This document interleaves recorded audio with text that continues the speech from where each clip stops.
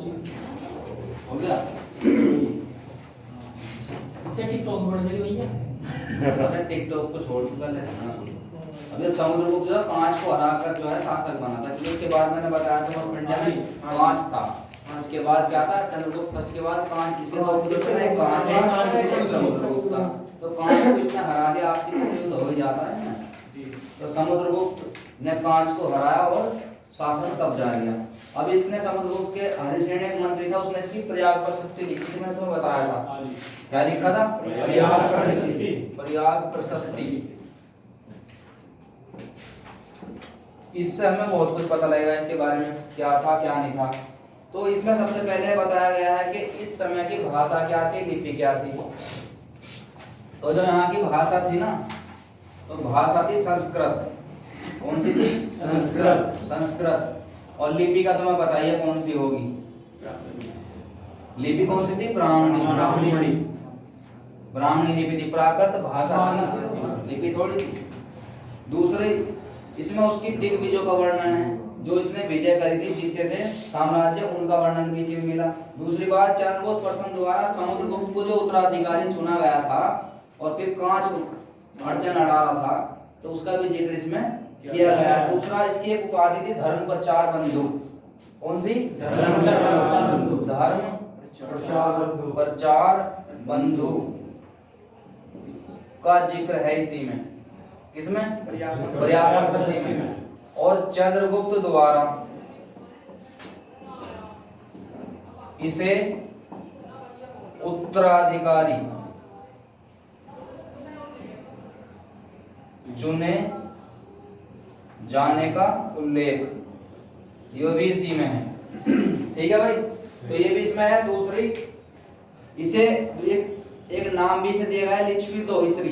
दोहित्री माने देवता बोल रहे हैं, जिसे हम देवता कहते हैं ना, देवता। तो वो लिच्छवी दोहित्री, लिच्छवी की राजकुमारी थी कुमार देवी, वो चंद्रगुप्त की पत्नी थी और ये चंद्रगुप्त का लड़का था। तो लिच्छवी दोहित्री भी तो कहा जाता है इसे, इसीलिए इसे लिच्छवी दोहित्र भी कहा जाता है। और इसकी जो दिग्विजय थी उनका वर्णन है, और दिग्विजय को उसके नाम क्या दिया गया है?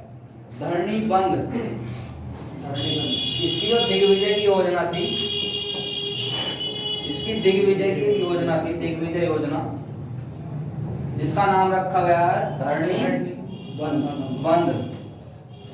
और इस धरणीबंध का मतलब है भूमंडल को बांधना।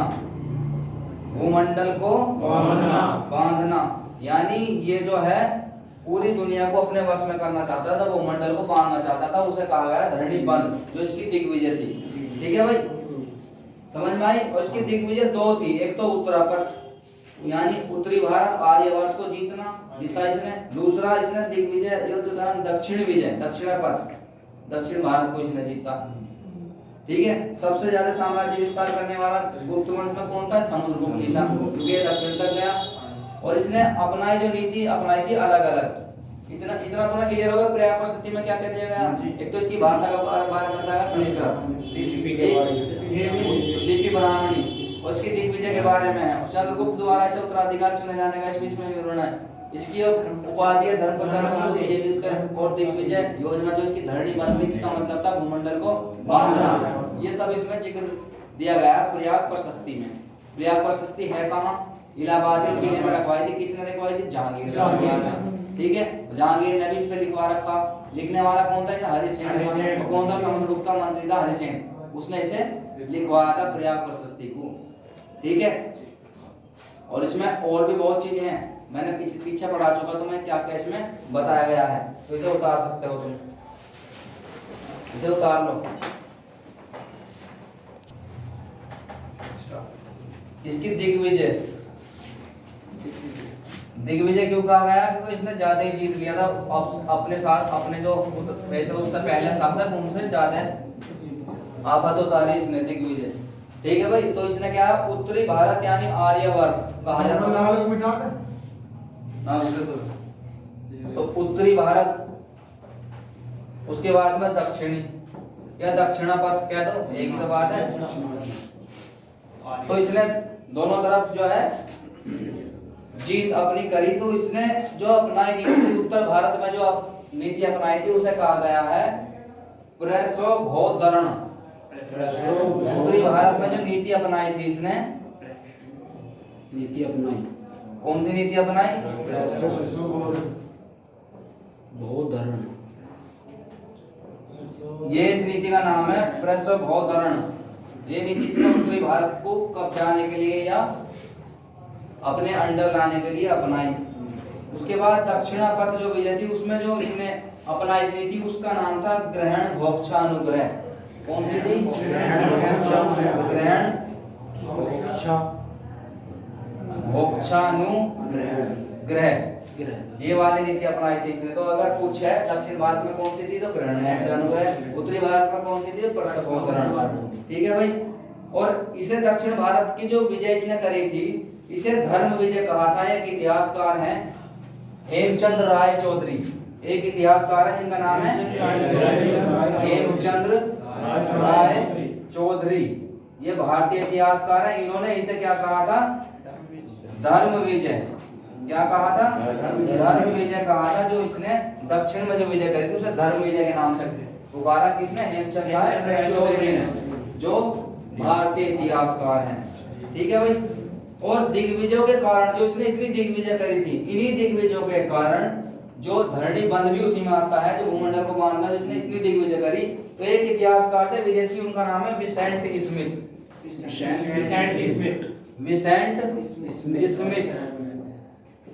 इसने क्या कहा? इसने इसे भारत का नेपोलियन कहा। क्या कहा? भारत का नेपोलियन का कह दिया। इसकी जो ये दिग्विजय थी, इन्हीं दिग्विजयों के कारण इसे विसेंट स्मिथ ने क्या कहा? भारत का नेपोलियन। तो ये सिंपल सा क्वेश्चन भी आ रहा है कभी कभी, लेकिन तुम्हें सिंपल से भी सिंपल दिखाई देगा जब यहाँ कर लोगे। ठीक है। तो विसेंट स्मिथ ने कहा भारत का नेपोलियन। तो लोगों को तो ये पता कि भारत का नेपोलियन किसे कहा जाता है? समुद्रगुप्त। लेकिन तुम्हें ये पता रहेगा समुद्रगुप्त किसने कहा? विसेंट स्मिथ ने कहा। क्यों कहा? क्योंकि उसने इतनी दिग्विजय करी थी, इसके कारण इसे विसेंट स्मिथ ने भारत का नेपोलियन कहा है। ठीक। और उसकी जो दक्षिण विजय थी उसके कारण हेमचंद्र राय चौधरी ने क्या कहा है? उसे धर्म विजय कहा है। उसने नीचे जो विजय करी थी दक्षिण भारत में। ठीक है भाई। तो उसकी धरणी बंध और दिग्विजय के कारण भारत का नेपोलियन से विसेंट स्मिथ के द्वारा कहा गया था। अन्य जिसके रूप थे कवि, ये कवि भी था, संगीतज्ञ भी था, यानी म्यूजिशियन भी था, विद्या का संरक्षण था। और अपने सिक्कों पर जो चांदी के सिक्के थे वीणा बजाते हुए इसे चित्रित किया गया है। यानी अपने सिक्कों पे क्या कर रहा है? वीणा बजाया। तो वीणा बजाते हुए इसे सिक्कों पे चित्रित करा गया है, इसीलिए इसे कविराज की उपाधि भी दी जाती है। कविराज भी कहा जाता है क्योंकि कवि तो था यो। ठीक है भाई। कवि भी था और क्या क्या था? संगीतज्ञ भी था, विद्या का संरक्षक भी था। अपने सिक्कों पर वीणा बजाते हुए चित्रित किया गया है, इसलिए इसे कविराज के नाम से भी जाना जाता है। और कविराज के नाम से कविताएं लिखता था। कविराज के नाम से क्या लिखता था? कविताएं लिखता था। कविताएं लिखता था क्योंकि इसे शौक था कविताएं लिखने का। ठीक है भाई। इतनी बात क्लियर होगी।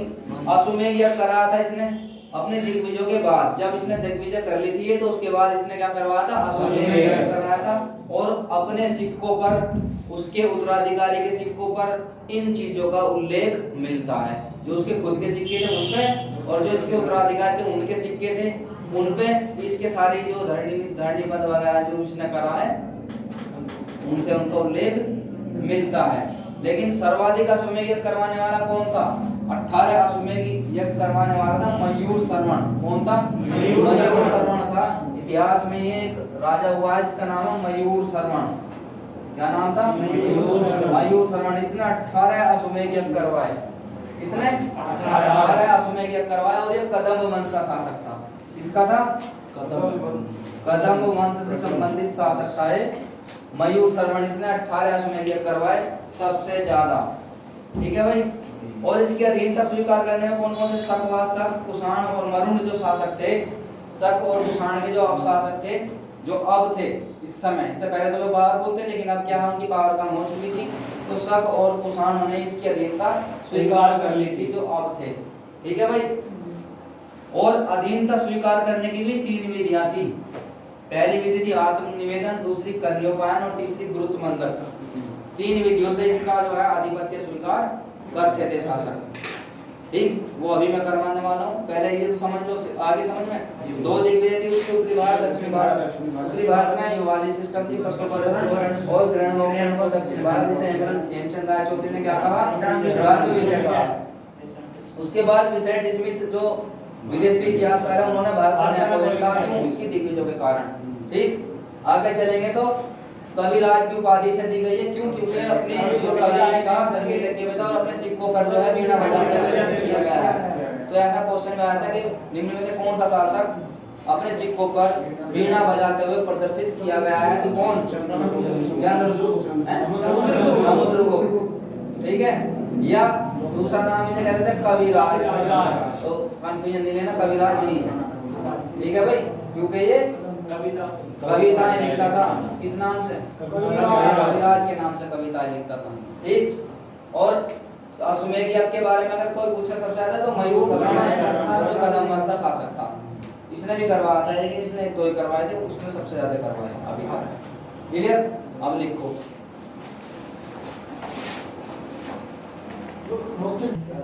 अधीनता स्वीकार करने के लिए, समुद्रगुप्त की अधीनता स्वीकार करने के लिए 3 प्रकार की विधि अपनाई जाती थी। पहली जो विधि थी उसका नाम था आत्मनिवेदन। कौन सी थी, आत्मनिवेदन। पहली विधि कौन सी थी, आत्मनिवेदन, यानी समुद्रगुप्त के सामने उपस्थित होकर और उसकी अधीनता स्वीकार करना। ठीक है भाई, समुद्रगुप्त के सामने आता था वो शासक और वो कहता था कि मैं आपकी अधीनता स्वीकार करता हूँ, मुझे अपने अंडर आप ले लीजिए, तो वो था आत्मनिवेदन। दूसरी जो विधि थी, दूसरी विधि का नाम था कन्योपायन। क्या था, कन्योपायन। दूसरी जो विधि थी उसका नाम था कन्योपायन। इसमें क्या था, इसमें समुद्रगुप्त के पास आया और अपनी जो पुत्रियां थी या उनकी जो रानी वगैरह थी, राजकुमारी, उनका विवाह गुप्त वंश के विभिन्न जो शासक थे या उनके राजकुमार थे उनके साथ विवाह कर देना, तो रिश्तेदारी होगी, और रिश्तेदारी होगी तो फिर लड़ाई झगड़ा खत्म। तो इस प्रकार से अधीनता स्वीकार करी, यानी अपनी कन्या का विवाह गुप्त वंश के शासकों से करवाकर अधीनता स्वीकार करना। तीसरा गुरुत्मंदक, गुरुत्मंदक तीसरी विधि थी गुरुत्मंदक, गुरुत्मदंक। इसमें क्या था, जो शासक इसके अधीनता स्वीकार करना चाहते थे वो क्या थे, सभी प्रकार के जो आदेश थे वो समुद्रगुप्त से प्राप्त करते थे। इस विधि के अंदर सभी प्रकार के जो आदेश होते थे, यानी जो भी उन्हें काम करना था अपने शासन में, तो वो सब क्या है इससे आगे लेकर करते थे, किससे, समुद्रगुप्त से। कौन, जिसे अधीनता स्वीकार करनी। एक तो ये 3 प्रकार की विधि थी। पहली विधि जो आत्मनिवेदन, जिसमें यानी खुद ही आके इसके अंदर हो जाना, कहते थे हम आपके अंदर रहना चाहते। दूसरा कन्योपायन, यानी कि अपनी कन्याओं का विवाह गुप्त वंश के राजकुमार के साथ कर देना। तीसरा गुरुत्मंदक, यानी सभी प्रकार के आदेश गुप्त वंश से प्राप्त करना। ठीक, ये 3 प्रकार की विधि थी। इन विधि को आप उतार सकते हो।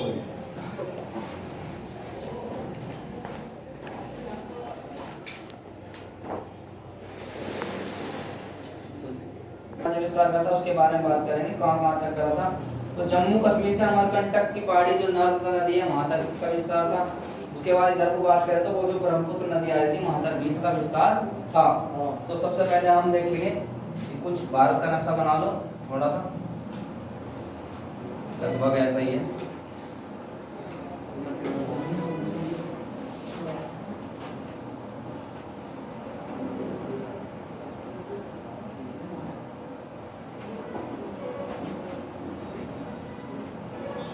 ठीक है भाई, इस प्रकार का जो है तो ये J&K है, यहाँ जम्मू एंड कश्मीर उस समय तो था ही। तो यहाँ तक इसका विस्तार था, यहाँ से लेके यहाँ अमरकंटक की पहाड़ी है। ये कौन सी है, अमरकंटक की पहाड़ी है, अमरकंटक पहाड़ी। ठीक है भाई, और यहाँ से निकलती है नर्मदा नदी। कौन सी नदी है ये, नर्मदा नदी। और नर्मदा नदी रिफ्ट घाटी से होकर बहती है, तो पता ही होगा तुम्हें। तो यहाँ से यहाँ तक इसका विस्तार था, एक तो उत्तर से दक्षिण, जम्मू कश्मीर से यहाँ तक, और इधर से तो यहीं से लेकर आ रहा था और इधर तक था। कहाँ तक था, यहाँ से ब्रह्मपुत्र नदी जो आई है वो, ये कौन सी नदी है, ब्रह्मपुत्र नदी। नदी। तो यहाँ तक भी इसका विस्तार था। ठीक है भाई, ये किसका? समुद्रगुप्त का साम्राज्य विस्तार है। और सबसे ज्यादा साम्राज्य विस्तार करने वाला गुप्त वंश का शासक समुद्रगुप्त ही है। ठीक, तो यहाँ तक इसका विस्तार था। अब इसे भूल नहीं सकते तुम। ठीक है भाई, अमरकंटक पहाड़ी, विंध्याचल पर्वत, नर्मदा नदी। और नर्मदा नदी रिफ्ट घाटी से होकर के बहती है और पश्चिम की ओर बहने वाली सबसे लंबी नदी है। इतना भी ध्यान रखना। ठीक है, इसके अलावा और कौन सी है? ताप्ती है, जो इधर कोई बहती है, रिफ्ट घाटी से ही होकर बहती है। ठीक, बाकी जो बात है भूगोल में बात करेंगे नदियों के बारे में। उधर ब्रह्मपुत्र नदी के जहां तक भी वो बॉर्डर बनाती है, उसके ब्रह्मपुत्र नदी तक इसका शासन था। क्लियर होगी बात? और गुप्त साम्राज्य में सर्वाधिक राज्य विस्तार समुद्रगुप्त ने ही किया था। और पश्चिमी क्षत्रप के सिक्कों की नकल करी थी इसने। जो पश्चिमी क्षत्रप थे, हमने पढ़े थे क्षत्रप, ठीक है नहीं? तो पश्चिमी वाले क्षत्रप थे, उसके सिक्कों की नकल भी करी थी इसने। वो इतनी कोई खास बात नहीं है ना, वो कहीं ऐसे आती। एक और खास बात है, श्रीलंका का एक शासक था मेघवर्मन। कौन सा शासक था? मेघवर्मन था। उसने बिहार में इससे एक बौद्ध विहार बनाने की, यहाँ बिहार है तो बिहार में एक बौद्ध विहार। और विहार का मतलब क्या है भाई, बता सको कोई? चैत्य विहार में पढ़ा चुका हूँ। चैत्य क्या है? भिक्षुओं का प्रार्थना स्थल। जो बौद्ध धर्म से संबंधित भिक्षुओं का जो प्रार्थना स्थल है उसे कहते हैं चैत्य। और जो विहार है उनका विश्राम स्थान करते हैं। ठीक, तो बौद्ध विहार बनाने के लिए कौन किसमें? गया विहार में।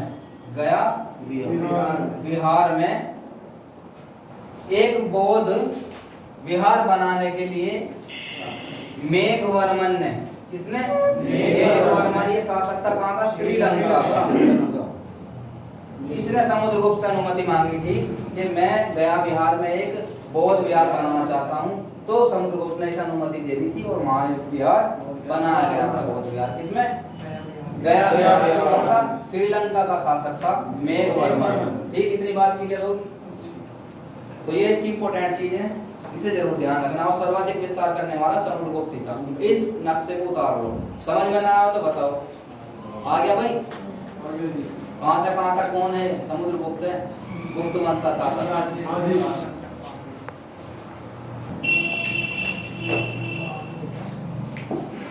अब इस रामगुप्त जो था ये बड़ा बेकार, मतलब बेकार के एक तरीके से बेचारा या तो सिंपल हो गया कुछ भी, यानी दुर्बल शासक कहा गया इसे। इस पे शक वंश का एक प्रमुख शासक था इस समय का, उसका नाम था बासन। क्या नाम था? बासन था।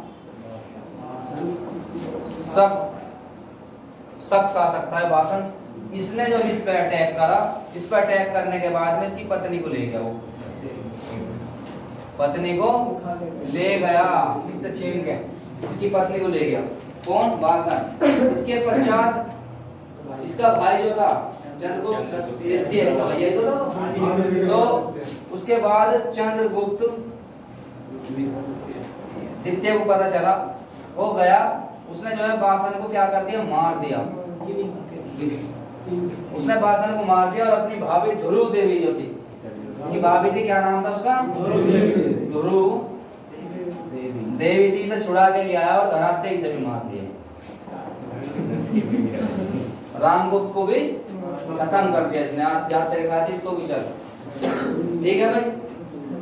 और बस खत्म रामगुप्त की कहानी। फिर चंद्रगुप्त द्वितीय शुरू। तो क्या हुआ था? रामगुप्त पे अटैक हुआ था शक वंश के शासक बासन। और बासन ने इसे तो पिटा ही, इसकी बहू को भी उठा कर ले गया, मतलब इसकी पत्नी को भी उठा के ले गया। उसके बाद चंद्रगुप्त द्वितीय को जैसे ही पता लगा, चंद्रगुप्त द्वितीय वहां गया, पहले तो बासन मार दिया उसने। उसके बाद अपनी भाभी को छुड़ाई। उसके बाद घर आया तो इनमें कुछ बातचीत हुई होगी, और जब गुस्सा आया तो इसने फिर रामगुप्त को भी मार दिया और खुद शासक बन गया। ठीक, उतार लो इसे जल्दी फटाफट। अनिता, उसके बाद इसके उपनाम है देवगुप्त, देवराज, देवश्री। देवगुप्त, देवराज और देवश्री। अब इसकी उपाधियां हैं तीन उपाधि इसकी हैं। उपाधियां तीन उपाधि इसकी इंपोर्टेंट है ये, 1 2 3। जो पहली उपाधि है उसका नाम है विक्रमांक, दूसरी है विक्रमादित्य और तीसरी है परम भागवत। कौन सी है? परम भागवत। शक वंश का विनाश या रुद्र सिंह थर्ड को मार कर ली थी इसने विक्रमादित्य की उपाधि। जो इसका नाम पड़ा विक्रमादित्य, शक वंश का विनाश कर दिया था इसने बिल्कुल। कौन सी? विक्रमादित्य। ठीक है भाई, तो ये वाली जो इसकी उपाधि थी ये शक वंश का नाश करने के बाद ली थी इसने। शक वंश का एक शासक था जिसका नाम था रुद्र सिंह थर्ड। रुद्र सिंह थर्ड, इसको मारकर इसने विक्रमादित्य को उपाधि दी थी। ठीक है भाई, और शक वंश का बिल्कुल विनाश कर दिया था। उससे पहले विक्रमांक ली थी। कौन सी?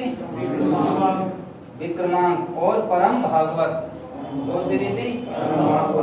परम भागवत। ये तीन इसकी उपाधियां थी इंपॉर्टेंट।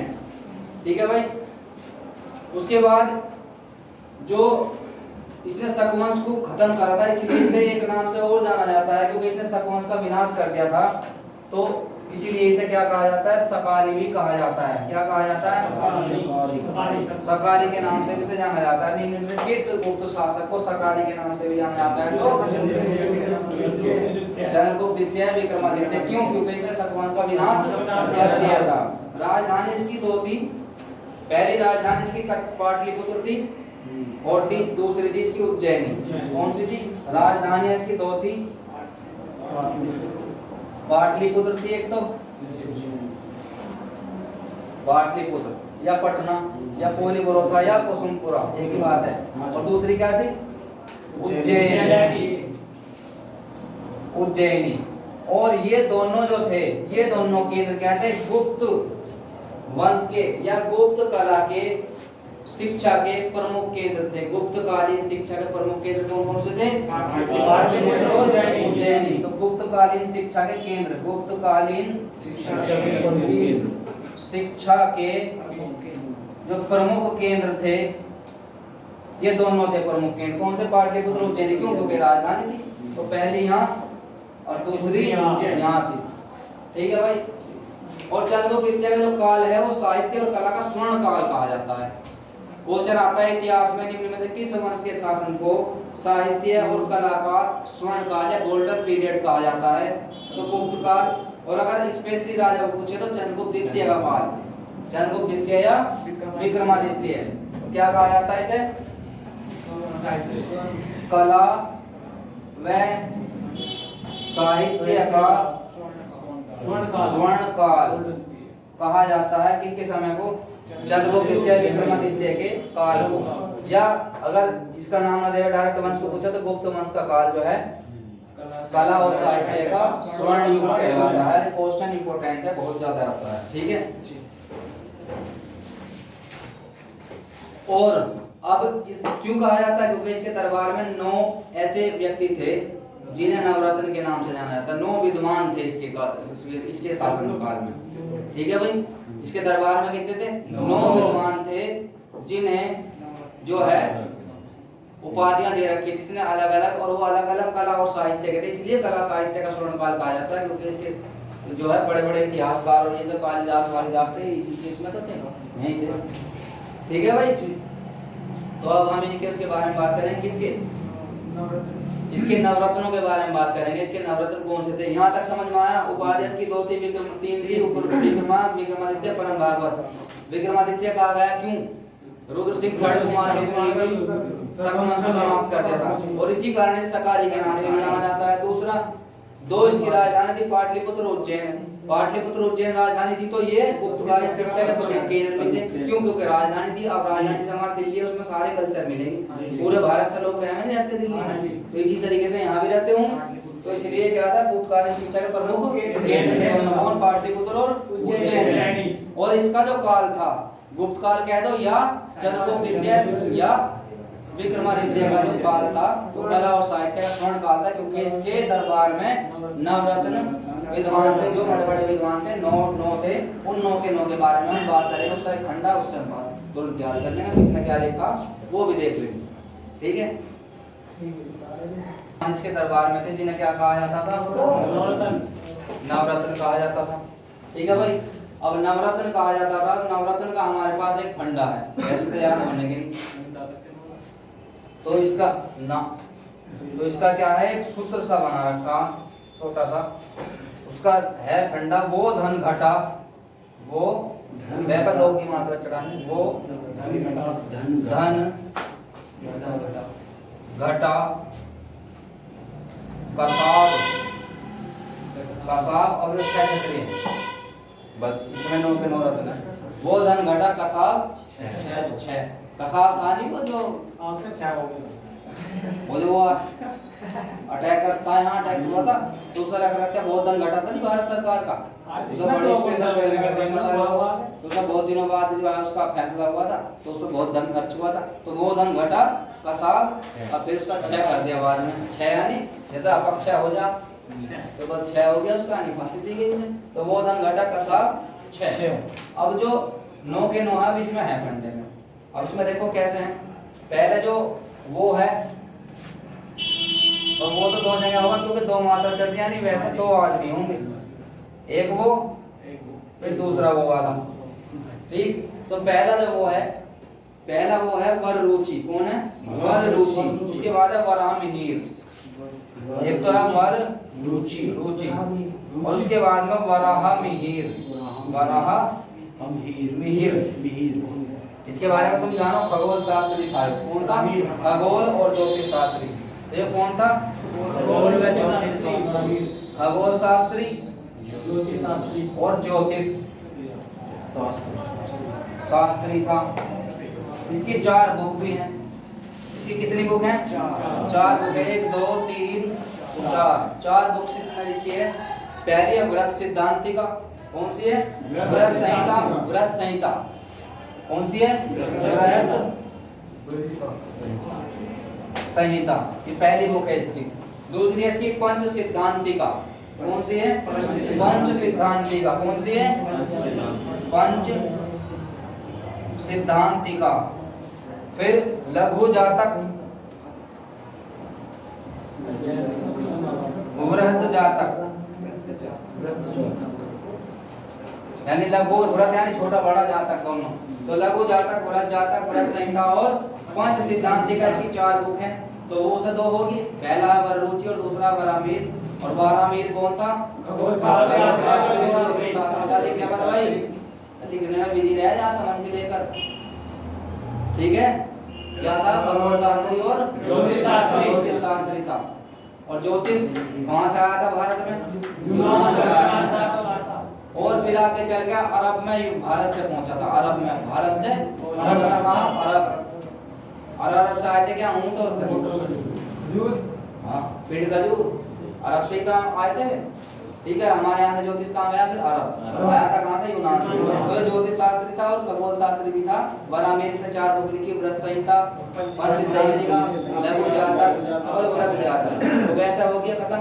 उसके बाद में वो खत्म हो गया, फिर आ गया धन, तो ये वो तो खत्म हुआ, ये खत्म हो गया दोनों मात्रा। उसके बाद आया धन, धन से बना धनवंतरी,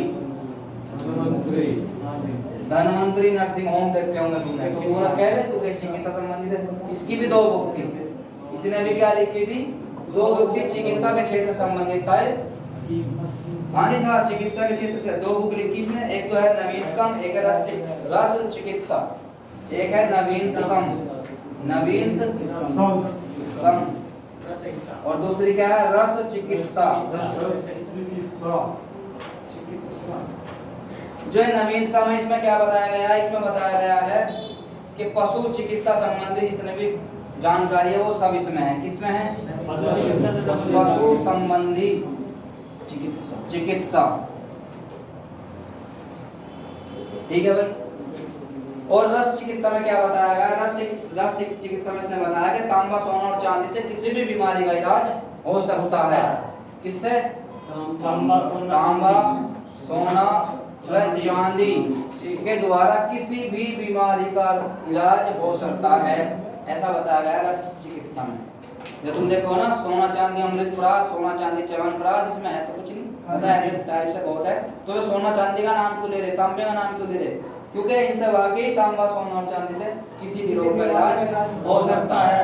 तो हमारे आयुर्वेद में हर चीज का इलाज है, चाहे कोई सी बीमारी, ठीक है नहीं, लेकिन उसका पता होना चाहिए। हाँ अभी थोड़ी हो रहा, पहले भी था अष्टांग हृदय किताब, उसमें बताया गया है, क्या बताया गया उसमें, दिल की सर्जरी कर दी थी एक ने तभी, तो प्राचीन भारत में, समझ गए। अष्टांग हृदय उसने बताया था कि हृदय भी परिवर्तित किया जा सकता है, हृदय को भी बदला जाता है, एक कस्म इस कस्म ऐसा पलट दिए थे उन्होंने जब उसी टाइम, ठीक है नहीं। तो ये समझ में आया धन से धनवंतरी, क्लियर हो गया। तो अभी बोर्ड पर जगह नहीं, अभी इसे इतना उतारो, समझ में आ गया है सब। वो धन अब घटे से घटपट कर, ये घट कर पर, तो इसने कुछ लिखा, इसके बाद हम बात करेंगे। वो धन घटा कर के, तो क्या कबूतर से आगे इससे कैसे बना कालिदास, कौन है कालिदास। और इसे भारत का शेक्सपियर भी कहा जाता है, भारत का शेक्सपियर, क्योंकि जो शेक्सपियर था वो ज्यादातर लव स्टोरी लिखता था, तो इसने भी बहुत सारे लिखी, ठीक है। और उसमें क्या था, 3 नाटक थे, 2 गद हैं, 2 पद हैं इसके, तो यानी 3 और 2 5 और 2 7 इसने लिखे हैं। तो उन 7 के साथ हम देख लेंगे रचना जो इसने करी है। तो रचना में क्या करा इसने रचना करी है, इसकी रचना है नाटक 3 और पद 2 और गद काव्य 2। तो 3, 2, 5 और 7। तो नाटक कौन कौन से हैं, इसका भी एक फंडा हमने बना रखा, एकदम सीरीज वाइज लग जाएगा। पहले नाटक आएंगे, फिर गद आएगा, फिर पद आएगा। तो पहले तो पद न लिखो, पहले इसे गद लिखो और इसे क्या की जगह कर लो पहले पद, ठीक। तो फंडे में क्या, पहले 3 नाटक, 2 गद और 2 पद आएंगे। उतारो मत भाई, बाद में उतार लो, पहले समझ लो, ठीक है भाई। तो सूत्र है इसका, एक सूत्र बना रखा हमने इसका, जो तुरंत इससे याद हो जाएगा। सूत्र है इसका, विमान यानी उड़ने वाला विमान जो है, विमान रघु कुमार ऋतु में, रघु कुमार होना चाहिए था विमान में, लेकिन यहाँ क्या हो रहा, विमान रघु कुमार ऋतु में घुस गया जाके। इस नाम की कोई बिल्डिंग थी, विमान रघु कुमार ऋतु, कैसे बनेगा लो, अब बन गया सही, ऋतु में ये फंडा है इसका, ठीक है। जबकि रघु कुमार ऋतु विमान में होने चाहिए थे, लेकिन यहाँ क्या हो रहा, विमान रघु कुमार ऋतु में, मतलब ठीक है भाई। तो 3 नाटक है, 2 गद है, 2 पद हैं। अब देखो 20 है। अब क्या नाटक लिखेंगे हम, पहले 3 नाटक है ना इसके, तो तीनों के बारे में बात करेंगे। तो पहला V बराबर विक्रम उर्वशी, विक्रम उर्वशी है नाटक है इसका, पर विक्रम उर्वशी नाटक है। विक्रम और उर्वशी की लव स्टोरी है इसमें क्या है, विक्रम और उर्वशी की लव स्टोरी है। उसके बाद दूसरा नाटक है इसका, वी हो गया मान, यानी आन यानी अभिज्ञान, यानी मान से क्या बन गया, अभिज्ञान। तो अभिज्ञान शाकुंतलम, अभिज्ञान शाकुंतलम, ठीक है भाई। इसमें क्या है, इसमें मालवी, इसमें भी क्या है, दुष्यंत और शाकुंतला की लव स्टोरी है, ठीक है। हो गया ऑन, ये बाद में माँ छोड़ दिया हमने, पहले इसे माँ यहाँ लिख लो, चलो इसे माँ से हो गया क्या, मालवी कांगनी मित्रम, क्या है, मालवी कांगनी मित्रम, जो उससे मित्र सुनकर हड़काग्नि मित्र, उसकी और मालविका की लव स्टोरी है इसमें, मालवी कांगनी मित्रम, ठीक है भाई। तो यानी बी से क्या हो गया, विक्रम उर्वशी, और माँ से हो गया मालवी कांगनी मित्रम, और बाद का जो आकंडा आन यानी अभिज्ञान, शाकुंतलम से क्या हो गया, अभिज्ञान शाकुंतलम हो गया। इसमें क्या, शाकुंतला की और किसकी है, दुष्यंत की लव स्टोरी। तो लव स्टोरी लिख के था ना ये भी, और ऐसे ही शेक्सपियर भी लिखता था, तो इसलिए भारत का शेक्सपियर कहा जाता है, किसे, कालिदास। तो हमारे नाटक हो गए 3 क्लियर, और हम इसी में हो गए विमान में, ये तो हो गए नाटक, विक्रम उर्वशी, मालवी कांगनी मित्रम और अभिज्ञान शाकुंतलम। उसके बाद में 2 आएंगे क्या, गद। 2 गद क्या है, ये है 2 गद, एक तो है रघुवंशम, ये एक गद है। उसके बाद दूसरा गद क्या है, कुमार संभव, कुमार संभव, ये कोई याद ना करवाने का तुम्हारे ना याद रहते ना नु पता लगता है मैं गद कौन से पद कौन से अगर याद के हो जाता रट टूटा लेकिन इसमें रटने की जरूरत नहीं। विमान रघु कुमार ऋतु में यानी पहले 3 नाटक हैं उसके बाद फिर पहले 2 गद हैं उसके बाद 2 पद हैं।